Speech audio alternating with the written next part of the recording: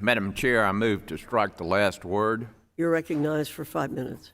In yet another crushing blow to the American workforce, President Biden's Department of Labor recently finalized an overly restrictive independent contractor rule that will devastate millions of workers and businesses, eliminate employment opportunities, and topple the gig economy.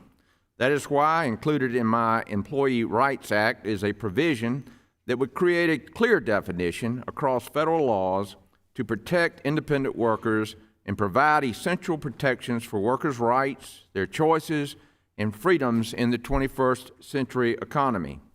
Because congressional Democrats have continuously failed to pass their Radical PRO Act, which would significantly narrow the definition of an independent contractor, President Biden is now doing their bidding, weaponizing the DOL to circumvent the legislative process altogether. Biden's rule on independent contractors circumvents Congress, the people's representation, to enact a disastrous policy similar to that of California's Assembly Bill 5. AB 5, enacted in January 2020, led to countless Californians who were working as freelance employees losing their income just weeks before the COVID pandemic. This is one of the many reasons that there are now 109 categories of workers who are exempt from AB 5.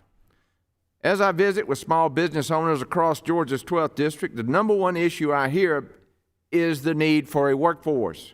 To eliminate an employment model that has allowed millions of Americans to have the flexibility they need and helped countless individuals achieve the American dream is inconceivable. Let's be clear.